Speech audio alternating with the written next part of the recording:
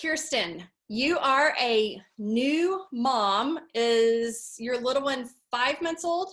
He is, yeah. 5 months old. So welcome to motherhood. Thank you. Tell us just how motherhood has been for you. If you want to share just kind of the going from pregnancy to giving birth, but mainly just what has motherhood looked like for you, and emotionally, and especially in this very unique situation that we're in, because I think you definitely have a unique perspective given quarantine in addition to having a new baby. So tell us what that's been like. Yeah. Well, first of all, thanks for having me. This is such an honor, and I'm just really excited to just talk to you and get to hear a lot of your perspective on things as well. I really think of you as an expert mom, so I'll share some stuff, but I also want to hear your thoughts on things.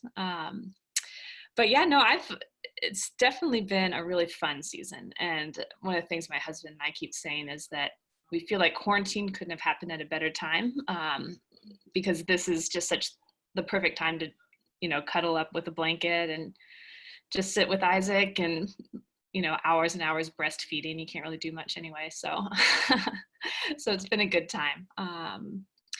But yeah, it was funny before. So my husband and I got married a little older. I was 28, or I was 29. He was 28 when we got married. And so we both had been single for a long time. And for the first year of marriage, it was interesting because, we were having fun doing the newlywed thing. And then I started just getting, and I never really thought I always wanted kids, but I never was like that person that was like, I just can't wait to have kids, and all I want to do is have babies. And but it was funny because I started just getting this thing where I always wanted to have people over, but they'd come over for dinner and they'd leave, and I was like, I don't just want people to just come over.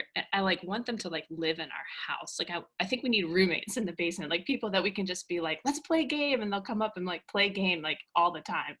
So finally we were talking about it, and he was like, I think you want kids. I think you're at a point where you need a family. You need people who are just around. That's so funny. And so I was like, I think you're right. And sure enough, as soon as we had Isaac, that kind of desire to always have people around, it disappeared immediately.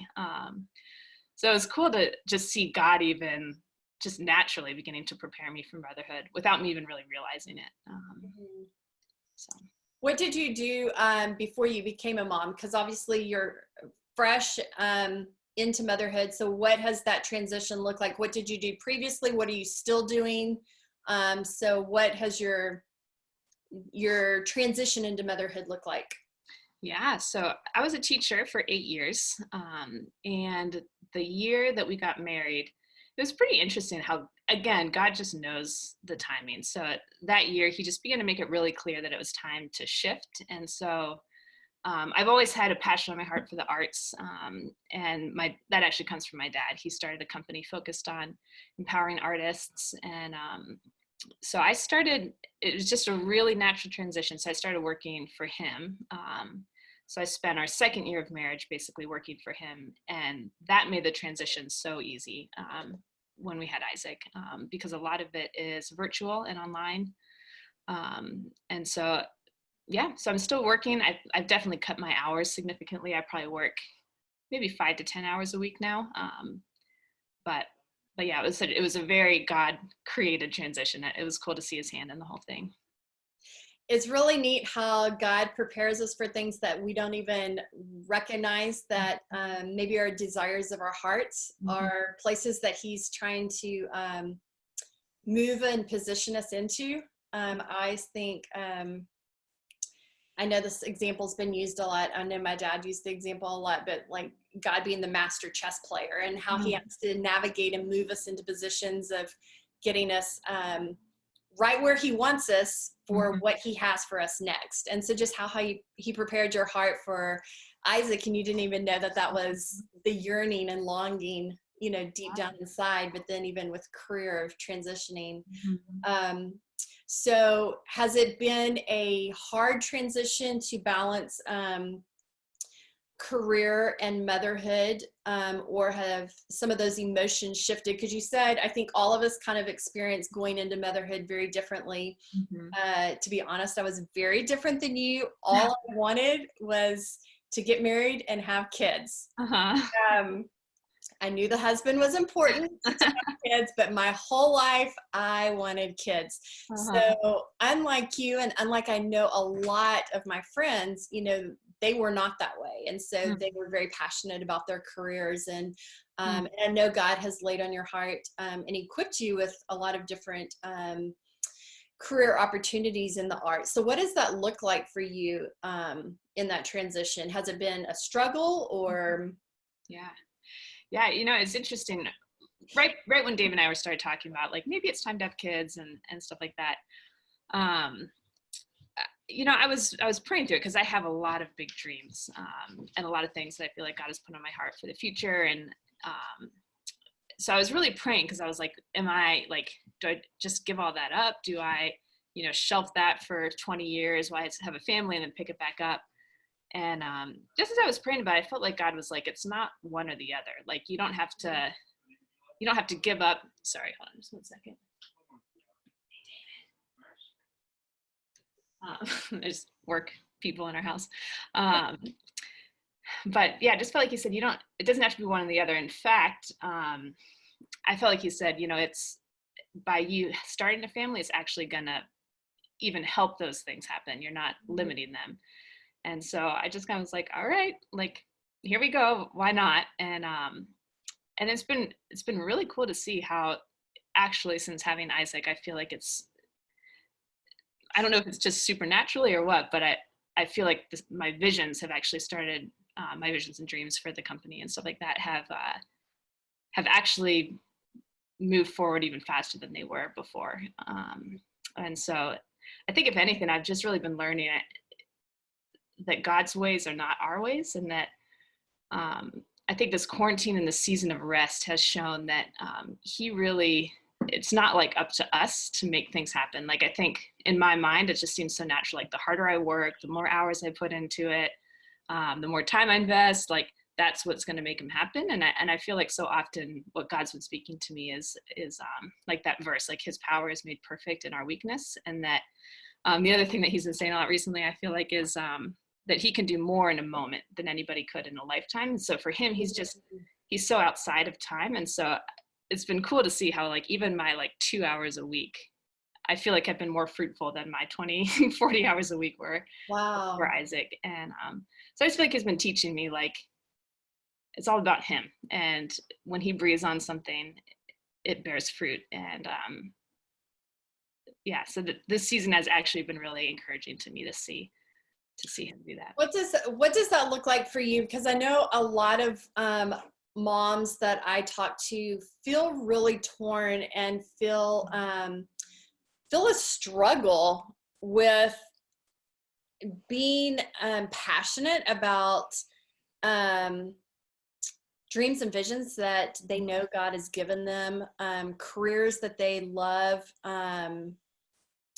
just even God-given gifts that they have. And as you know, I have 3 daughters, all very strong young ladies who have, you know, dreams and visions and careers that they want to pursue. And so, you know, I like how you have articulated, and I believe if you want to share a little bit, you've even lived overseas some. And so what does that look like then as being a strong woman who God has fully equipped to impact the world with the platform that he's given, while not forsaking investing and being intentional in the ministry that takes place within our home? Because I think, I mean, there's a lot of moms in my life, friends and family that, you know, it's not even an option to not work, right? Mm-hmm. And so, you know, you and I work from home, but a lot of people even have to split their time and navigate that pull and tension outside the home. And so being able to balance that well, knowing that what happens in our home is also impacting the future and in their lives spiritually and eternally, but also in the next generation of what we're putting forth in the next generation and equipping them. So talk to me a little bit about what that's looked like for you, because I know it's a real struggle for a lot of women in that balancing act. Yeah. Yeah, one of the things I feel like God's really been teaching me is that he's not a God of formulas. He's a God of relationship. And so, what he does in my life is going to be so different than what he does in your life. And the key to health and well-being and success is really abiding.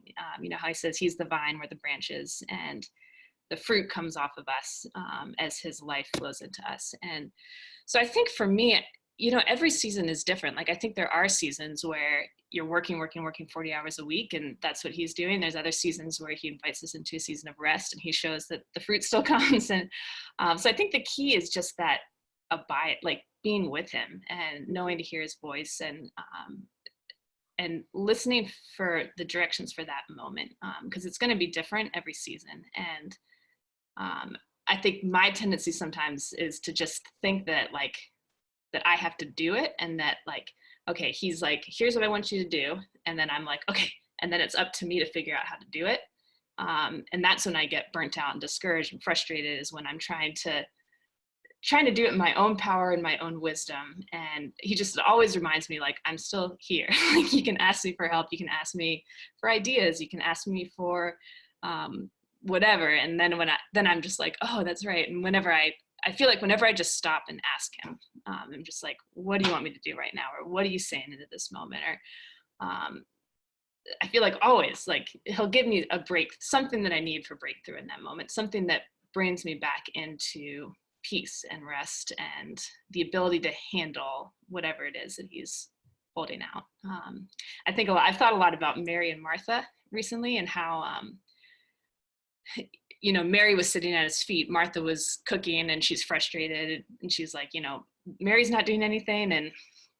And I don't think it's that Jesus never wants us to do things for him. I don't think he was upset at Martha because she was cooking. He needs to eat. That's fine. The house needs to be cleaned. But I think it's that she was doing unnecessary things. If she had started at his feet, then he could have been like, okay, now I'm ready for dinner. But instead she was assuming, oh, he wants me to do this. He wants me to do this. And it just caused her to be busy and frantic. And she's doing stuff that he's like, I don't really actually need you to do that. Just pause, take a break. And so I think that approach is something he's been really challenging me to in this season, is always start at my feet, and then then I'll say, okay, now here's what I want you to do. And then when it's something he's asked us to do, he gives us the grace and the ability to do it.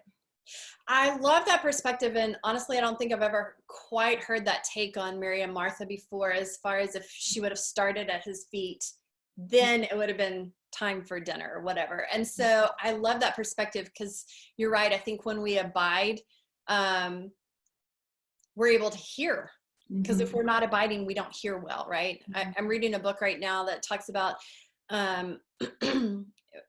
basically, which is kind of my mantra with everything with Passion4Moms, is walking in faith and obedience.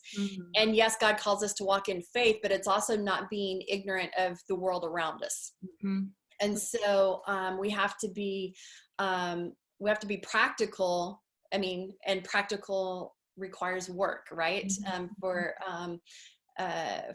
For some by choice and for some by necessity. But what he calls us to, he equips us to do well.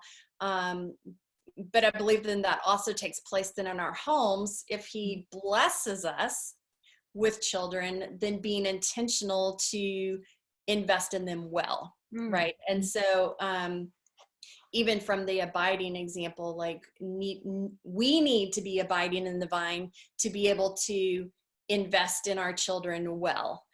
And so to be able to pour into them, recognizing that, these few short years, I know you said Isaac's only 5 months old, but let me tell you, I know everyone says this, but it does go fast. And just being able to recognize that the work, the fruit will eventually come. So there's labor and it's intense, and especially when they're young, it's hard, but to be intentional when they're young does bring about fruit, because we want to see then not only them being great, successful human beings in society, most importantly, we want them to have that personal relationship with Jesus so that they're abiding in the vine themselves and learning and knowing how to abide in him at an early age, so that they too can hear the voice of God individually.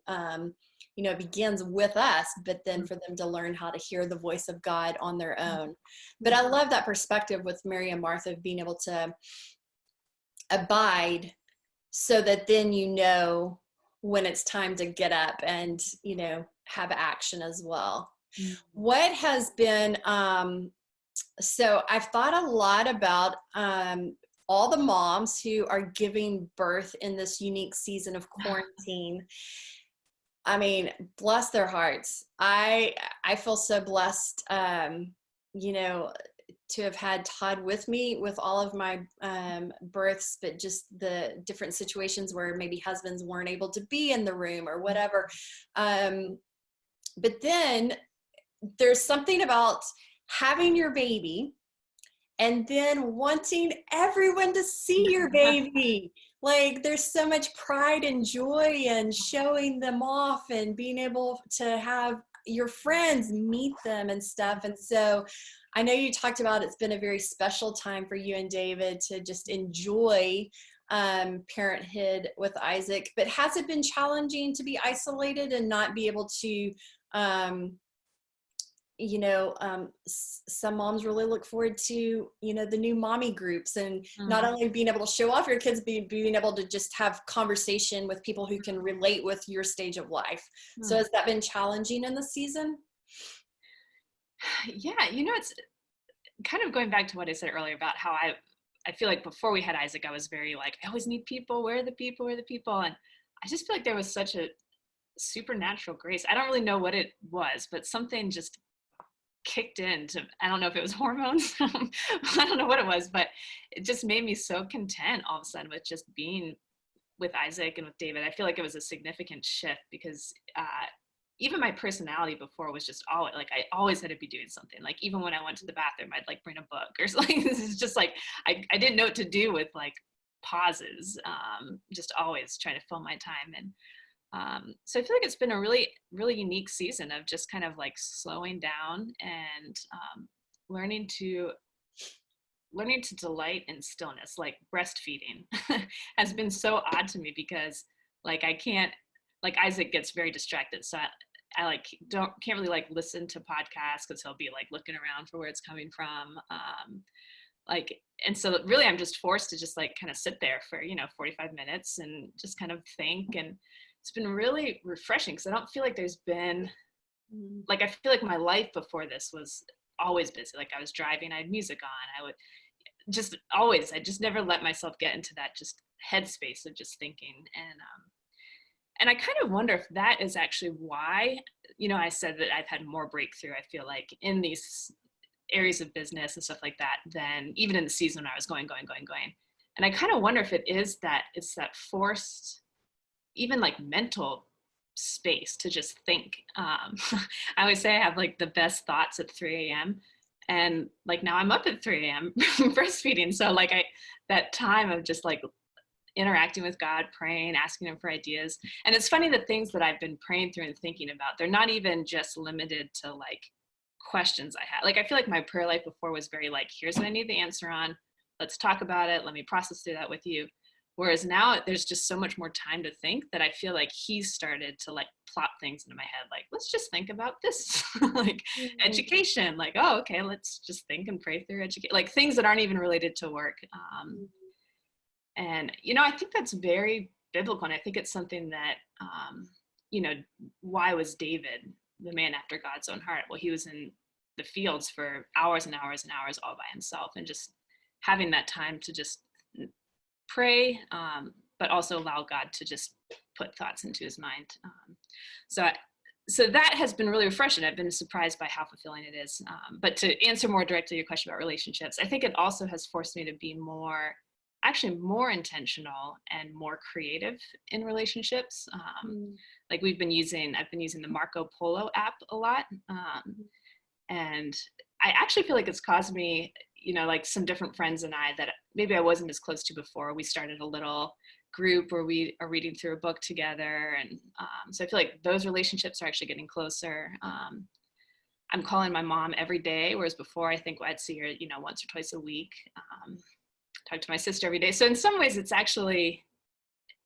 different, but I think it's maybe even caused me to be more intentional. That's good. I think it's interesting what life will be like on the other side of quarantine.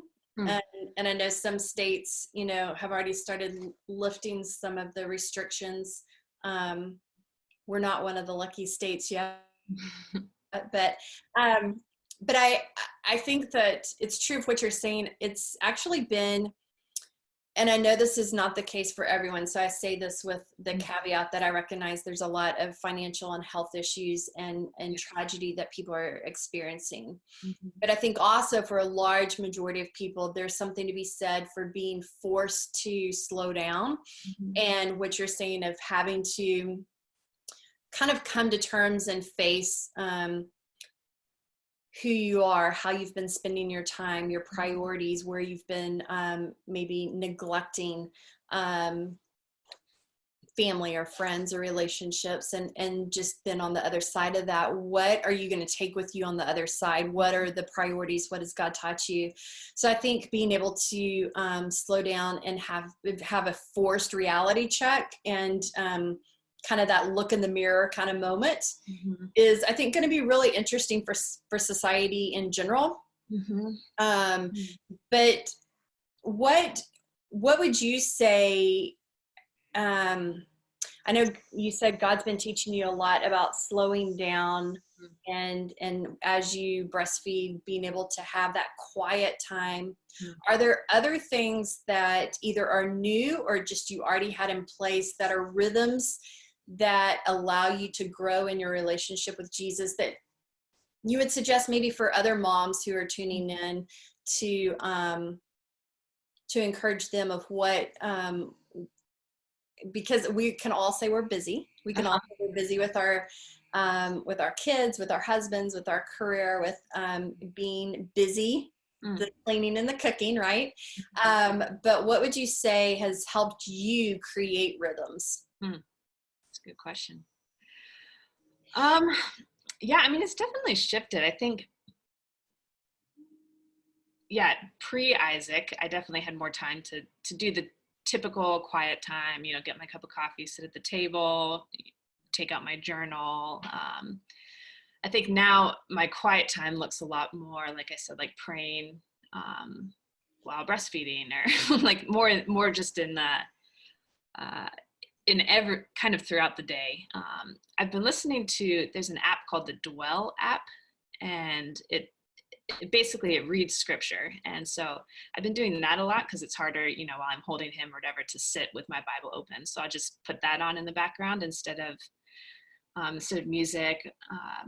I have found it's interesting. I found myself getting a little bit content overloaded too. I think that because there's so many podcasts now and sermons and music and blah, blah, blah. So I'll kind of go back and forth. Like even today I was going to put on a sermon because I was like, oh, I really want to listen to this. And then I felt myself kind of getting just overwhelmed because it's just like all day I feel like it's just like intake. And so I just turned it off and just sat there again and just kind of prayed. And so it's kind of different for each moment. But that has been helpful to listen to the Dwell app. I've enjoyed that a lot, and worship music, having that on in the background. So I don't know if that answered your question, but Great. That's great. But I'd love to hear, am I allowed to ask you a question? Sure. I'd love to hear your answer to that. How has quarantine changed your rhythms with God? Well, I wouldn't say that in that particular area it's necessarily changed my rhythm, because I had already spent time in my morning routine was after the girls would leave, then I would spend time in the Word. So I guess the only change is they're here, but they're doing schoolwork. So, you know, I try to make that. And again, I'm not like a morning person of, you know, getting up at 5 or 6 where I just like love to get up early. But and for many years, it was easier for me to spend time in the Word at night because, you know, if I'm going to read, it was much easier to, or during the middle of the day. And so I definitely am not you know, there's a time that it has to be. But I will say that recently, especially in quarantine, because Todd's here and the girls are here, it's easier for me to be intentional to spend time with Jesus when I first get up, so that is how I set my day. And so in quarantine, it's definitely been, I get up, I have my coffee, I spend time with Jesus, and then I start working, and when the girls are available, then to spend time with them. And it's been really cool because even like with Todd working from home, you know, he's been able to create that same rhythm because a lot of his time with the Lord was, you know, in an hour and a half commute. And so having to be more creative in an on the go kind of time with the Lord, just because his days were so long away from home. But then it's been really fun because we're both down, you know, each of us with our coffee and our Bibles separately. And then at night, then we all as a family spend time in the Word after dinner. And so, you know, and that's something that I really want my kids to know and incorporate, is that there, I believe, should be individual time abiding in the Word and with Jesus, but also corporately. I know a lot of people like to call it family worship, whatever you want to call it, but being intentional to do that as a family, because I think that does a couple of things. It role models for them, but it also creates a intentionality of what you value as a family and where we want to spend our time.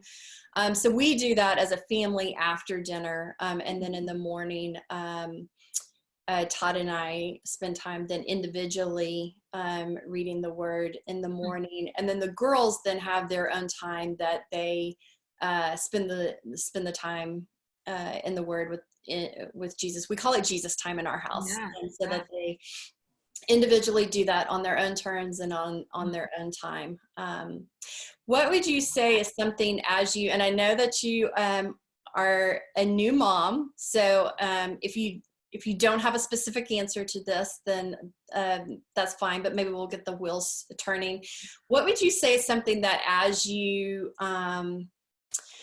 raise up Isaac and, you know, potentially have more children, what is something that you really want them to know at their core when they leave home? I know you can't even imagine them leaving home, but I promise it comes fast, and they will.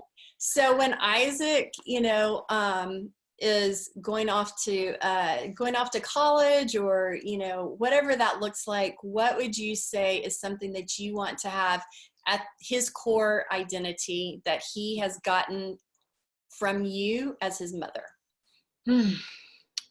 That's a loaded question. I mean, I think the most important is I want him to know God, not just about him, and know how to hear his voice. I think that's just, I mean, that's the key, I think, to a successful life, is not just having the head knowledge, but actually whatever, in all of his life decisions in the future, being able to know that he can ask God and God can give him wisdom in that moment.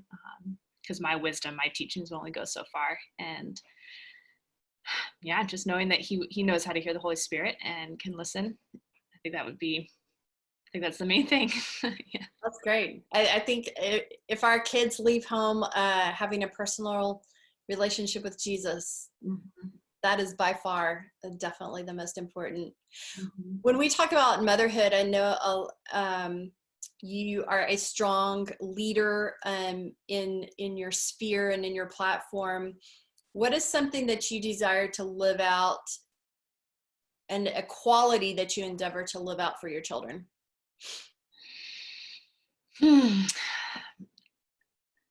I think this is so cliche, but I think dreaming big and not putting limitations on our dreams. And again, just inviting God into every moment. Yeah, I think one of the things that God has really been teaching me throughout my life is that my dreams are actually not too big, that his dreams are actually even bigger than my dreams. I tend to be like and this will change the world kind of person. And I found myself, always trying to put like qualifiers, like don't get too excited, or like, don't expect that to be successful, or I'm constantly trying to pull them down. And I feel like God's just been like, hello, like, do you not know that I'm God? Like that I can do whatever I want. Like I have all the resources of heaven at my disposal. Like money is not an issue. Getting people on board is not an issue. Like the only issue is just believing me and listening to me and following me. And so I would love to do that with my kids, to invite them to, listen to God and allow him to put dreams in their hearts, and pray through those with them as well. That they don't have to live like, I don't know, I feel like a lot of education and stuff like that for kids is like giving them fake life. Like, okay, so we're going to give you this little worksheet that's like going to help you process through something, but it's like a fake simulation.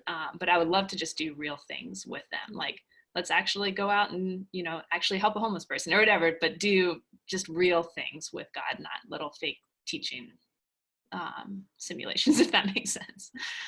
No, that's so good. And it's so, I think that's so profound also, that when we're walking with God, recognizing that anything is possible with God, and he's the one that orchestrates and creates. He's the one who gives us those dreams and visions. And so to be able to walk in boldness in them,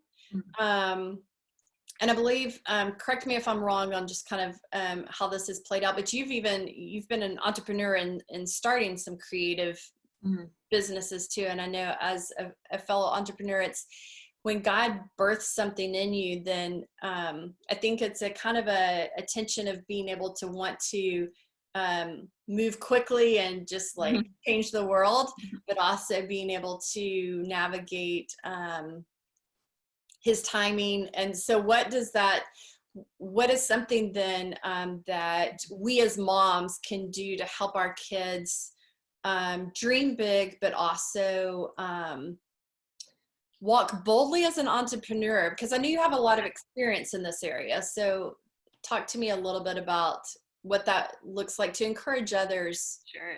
No, that's huge. That's such a good point. And I am not, Isaac's 5 months, so you'll have more wisdom on this than I will. I think from my experience as a teacher working with students, failure, I mean, really helping kids be okay with failure. I just think that's so key, like not being perfectionistic in our expectations, giving them opportunities to fail and actually encouraging them to fail, I think is really key, because yeah, I mean, you can't start anything without failing a million times. And so making sure that they're able to fail well and pick themselves up and try again, and know that they're never supposed to actually be great at something the first time they try. But I'd like to hear your thoughts, because you actually have real children that you're processing through that with. Well, I'll jump in on the failure part. That is something that I'm actually extremely passionate about, because I think that, I know that Todd and I've experienced different failures in our lives. And I think that we live in such a society that is wanting to protect and isolate our kids from ever experiencing failure of any sort. We don't want them to skin their knee. We don't want them to, everybody, this is kind of my soapbox, but, everybody gets a participation award just for being on the team. There's no longer an achievement or a desire to be successful or to move ahead. But as parents, we're wanting to also get every obstacle out of their way so that you know, they feel like that they are little kings and queens Yeah. that are entitled Yeah. to just have everything served to them, as opposed to putting in the hard work and the grind and knowing what it is to fail miserably and to maybe not do well on a test or be let go from a job or whatever those things are. And so I think that we're giving our kids a false sense of security when they leave our homes, if they've not been taught that, to your point, failure is normal, it's healthy, it's good, and it allows us to, one, recognize that our dependence has to be on God, that we are imperfect, and that we are imperfect human beings, and we must rely on the help of the Holy Spirit to do anything in life, right? We're imperfect in and of ourselves, but it also allows them the grit and the resilience to get back up. That whole pulling the boots up by the, you know, the straps, to be able to forge ahead and to not be stuck. Because I've read a lot and studied on this, and it's just something that kids these days are getting so caught in not being able to make decisions, not being able to move forward if they experience any kind of something that has not been paved for them.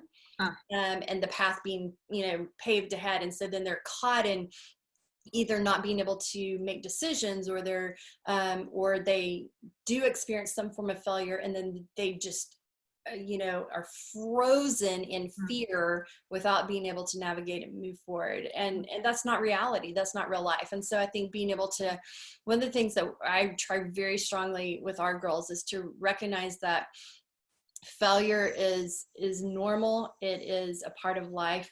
It doesn't define you. Mistakes don't define us. And so we have to be able to get back up and to move forward. You know, it's actually mind-boggling the extent that parents go to protect their kids. I've read where parents are going to interviews with their kids, and it's insane, but we're setting our kids up for more failure by thinking that we're preventing them from failure, if that makes sense. Totally. Yeah. Yeah. I mean, like, even now at 5 months, like, he'll roll on his stomach, and then he'll be like struggling, like, and like, I'll have an urge to be like, okay, let me just put you back on your back where you're nice and comfortable. But it's by just letting him kind of like be stuck on his stomach for a bit that he learned to roll back over the other side. So even at 5 months, it's already like, I'm just going to let you struggle for a bit and not step in and save you every time. So is there a particular example or something that a challenge that you've had to overcome that has created that grit in you to be able to, that you have a strong quality on the other side in navigating failure and being equipped with grit and resiliency? Yeah, I mean, my whole life, right? I mean, I think it's a constant game of, you know, trying again. I think with my company, when I started it in 2015, I definitely thought, like, all right, here we go. It's gonna, like, here's what I feel like God told me it's gonna be, and so it's just gonna be like, doop. And it's definitely been like like all over the place. And there's been times when I've been like, why did I ever start this? Like, it's not gonna go anywhere. I must have heard God wrong. But it's interesting how I don't know, like, there'll be a moment where I'll be like, this is a waste of time. It's failing. Like, nothing's going the direction that I expected it to. And then God will just give me one more little, like, almost like a carrot on a stick, like, keep going. Like, here's a little bit more. And so he hasn't let me give up on it. But yeah, I mean, it's always like, I'll take one step forward. Oh, go ahead. This company that you started, this is different than the work that you're doing with your dad, right? Yeah, they're kind of simultaneous. So okay. So the company with my dad is called More Productions, and that is a production company based on creating content for basically English-speaking audiences. The company that I started is based on empowering creatives in China specifically. So it's still a lot of overlap, but it's more targeted on internationals Mhm. Yeah, I think, and I think that anytime that you are an entrepreneur, you definitely experience the the failure in your mind also of feeling like, you know, that it's either not moving as rapidly, or, you know, we think that we're not seeing all that we thought God wanted us to do. So I think that that's one of the things that's really, I think, challenging. But again, back when you're equipping our kids to launch their dreams, is to be able to help them know that it's not always going to be roses either, right? And so for them to follow the dreams that God places and births in them, that it's something that that they don't become easily discouraged. And I think that's part of the grit and resilience, is to not be, well, it didn't turn out, you know, within the first, you know, 5 days, so it must be, you know. And I think a lot of it is holding tightly to the promise, but loosely to the process. Because I think a lot of times I'm like, okay, this is what I feel like God has said is going to happen. And I want to believe it's going to happen. And I thought that it was going to happen just like this. And now all of a sudden I'm here and it's not going to happen the way I thought. And so being loose enough with the process that, like, I thought that this connection was going to lead to this and that was going to lead to this. And when that falls apart, being able to be like, I think God's still going to do this, even though the process didn't look the way I thought. And just being flexible in that, I think is really key. I think that's, I want to kind of make a connection there, but let me just also say to the audience, we're going to save just a couple of minutes at the end. If anyone has any questions, there's a Q&A button that you are welcome to submit any questions that you may have for Kirsten. And we would love to be able to answer those if time allows.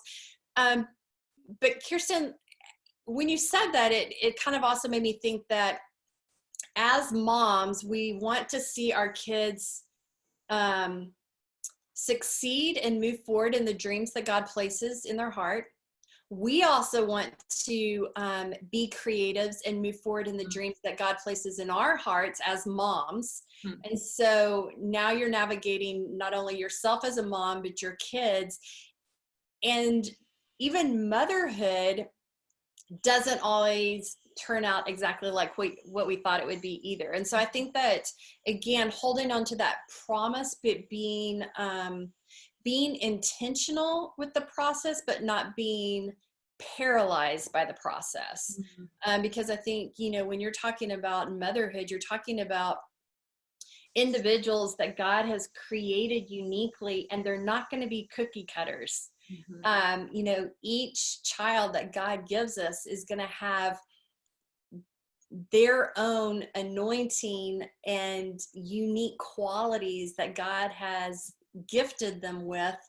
And so as a mom, then being able to speak into their lives individually and not in the mass production, right? Because each one of them are going to have the unique gifts and abilities that God has given them, and then how to speak life into the dreams that he births in them. And so I love how you said that about, you know, holding the promise, and I feel like we should be very intentional in the process, but not being paralyzed by the process, because it's a constant pivot and turn of, you know, whether it's motherhood or a business, to be able to walk in faith, but also be very aware of our surroundings and adjust when necessary.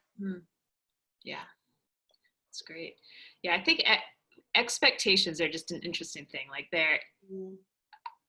I know that's something that I've definitely learned, is I would have very high expectations of things, and then if it wouldn't match my expectation, then I would get disappointed and discouraged, blah, blah, blah. So learning to hold those expectations loosely and let God kind of like go into things with expectations, but also learn not to be completely defeated if it doesn't meet your expectation. And yeah, I think that's great. That's true.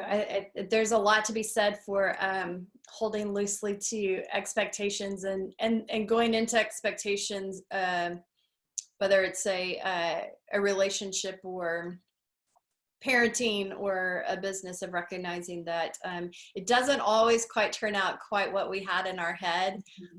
But again, when we abide in Jesus, then we're not getting our identity from these people that he's given us. We're not getting our identity from the platform that he's given us, but we're getting our identity from him directly. And so again, I think that's just woven perfectly in our conversation about abiding, and because when we abide, then we're not as easily disappointed when the expectations don't go quite as we had planned or thought. One of the things that I like to ask all of our panelists is, if we view motherhood as a leadership role, because our society, our nation is only as strong as the family. So I believe we should be investing profoundly in the family. Moms primarily are the ones who are at home with our children. So therefore moms are the ones who have that leadership role to equip and raise up disciples, world changers who know Jesus and love Jesus, who then go out into the world making disciples. So as you see mom as a leadership role, what does that look like for you as using that platform as a mom, as a difference maker, embracing motherhood as a leadership role? How is that important for our world and our society? Yeah, I mean, I love it. It took me a second actually to get the title of these sessions, Raising World, or how did you phrase it? It's not in my paper. Say it again. Moms raising. Well, that we're raising world changers, but recognizing that motherhood is leadership. Yeah, that's it. Motherhood is leadership. Yeah. Because it's just like, I hadn't thought about the fact that moms really are the most important leaders of the future, because we're raising the kids that are going to be the leaders of the future. So it's not just like people, raising leaders of the future, or teachers, or whatever. It's like, just by being a mom, you're raising the leaders of the future. So that was huge. That was a really good mind changer for me. I don't know if I have like a really profound answer. I mean, I think you already said it, that it's that moms really are one of the most important leaders in our society, because even as a teacher, it always shocked me. Like, I would be with the students for 8 hours a day, and yet still, like, you would think that the teachers are having more influence than the parents, but like, still at the end of the day, it was always the parents that were the strongest voice in their lives. And there's just something very, like, I've been thinking a lot about Isaac, and how even now he's picking up on so much from us, so much from David and my relationship. Like, even smiling, like he'll look at me and he's learned to smile by seeing me smile at him. Like, even the little noises he make are copying the noises that he hears me make when I talk to him. Right. So even at 5 months, he is learning who he is by the way that I am interacting with him. And it's a lot of pressure, but those things, even I've been reading the book of Daniel, and thinking about how, these men that were taken to Babylon, and they were trained in all of the education of Babylon, like, taken away from their families. So, like, to us, that's like traumatizing. Like, if my kid goes off to college, and what if they have a bad professor and it's going to change their life? But reading about these men, they were strong in the faith, and I think it just came from their childhood, that they had such a strong support growing up, that they were able to still remain men of God, even in the most, secular culture. And so even the tiniest things that we do as parents, I know that it forms who the kids become. And so, yeah, I don't know if that answered your question, but I agree. No, that's great. No, that's great. And I think, yeah, that's one of the things that I'm so passionate about, is helping moms recognize that they are the leaders who are preparing the future. It's almost like we go through life, we're born, we grow up, we get married, we have kids, we have a career, the kids leave, we grow old, we die. It's kind of like this, you live your seasons, right? And yet recognizing that the next generations that are coming along, the children that God has given us, that we've, brought into this world that he's blessed us with, those are the people who are going to be the CEOs of the company. Those are going to be the teachers. Those are going to be the entrepreneurs. Those are going to be the creators. And so, yes, what we shape and model their worldview with at an early age profoundly impacts the types of leaders that they are. And so recognizing the importance and opportunity to shape and point our children to Jesus as from a biblical worldview, so that when they do launch, like even Daniel, when they were put in Babylon, they had at the core the identity of who and whose they were, right? And so the recognition that moms have an opportunity to point our children to Jesus and to really give them a solid foundation, because with a solid foundation, just like a house, it's not going to crack easily, right? So it's not that the winds of the world and the tornadoes, they're going to come, but that foundation has to be strong. And so just encouraging moms to recognize that they are the leaders of the future, and to not miss an opportunity to invest as a leader, to recognize as a mom, I am a leader and I'm the leader of the future. What would you say as we wrap up our time together? Because all of us have come from childhood now as an adult and as mothers, we can look back and recognize the profound impact our moms have had on us. So what would you say is something that you learned from your mom? Yeah, it's funny. Every day that goes by, I like appreciate my mom more and more. And it's funny to see like how many things I'm like, okay, what did my mom do? What did my mom do? And but I think my mom, she's just fun. I think that's her. She loves to have fun. Like if we were in the house too long, she'd be like, we need to do something fun. Like, let's go for a walk. Let's go visit a farm. And that's just very much the way she is. It wasn't even like she was like trying to teach us how to have fun. She just loves having fun and is always like trying to figure out something to keep life exciting and interesting. She loves to dance in the kitchen while she's doing dishes. And so that's something I've been really just trying to be intentional with, laughing a lot. Even now with Isaac, I'll wake up in the middle of the night and be tired and groggy, but then like go in his room and be like, no, I'm going to choose to smile at him. And when he does something that's kind of like, hits his spoon and the baby food goes flying, I'm going to choose to laugh at it and not get frustrated. And just trying to realize that, joy is something that is taught, and it is a choice. Like it's a choice that we have to make to in every situation we can choose, laughter and fun, or we can choose discouragement and frustration. And I think she's taught me to choose the fun, not the discouragement. That's so good. And again, back to the failure and requiring grit and resiliency, recognizing that even in failure, we have a choice to choose joy in the hard things. And so life's not always easy, but we definitely have a choice in how we respond to life.